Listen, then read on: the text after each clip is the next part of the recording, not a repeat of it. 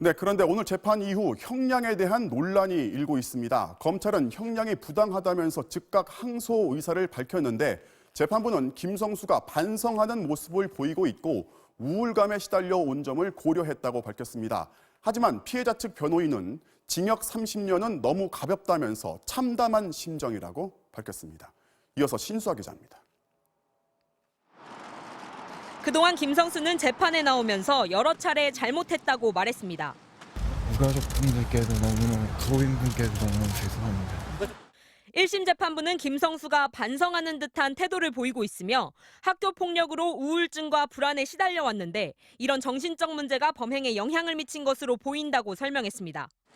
이런 점을 양형에 참작했을 때 사형이나 무기징역은 지나치다고 판단해 유기징역을 선고하되 그중 최고 형량인 30년형을 선고했다는 것입니다.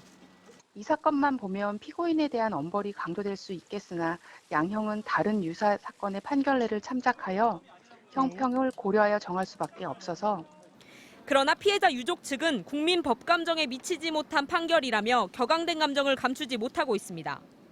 올해 30살인 김성수가 30년 징역형을 모두 치른 뒤엔 사회에 나올 수 있다는 점, 그리고 범죄의 잔혹함을 고려했을 때 적어도 무기징역은 나왔어야 하는 것 아니냐는 겁니다. 형법이 도대체 왜 존재하는 거며 사형은 못 시켜도 적어도 그런 사람들과 섞여서 산다는 게 그게 무서운 거 아닙니까, 국민들은. 앞서 김성수에게 사형을 구형했던 검찰 역시 형량이 너무 낮고 동생에 대한 무죄 판결도 받아들일 수 없다며 즉각 항소하겠다는 뜻을 밝혔습니다.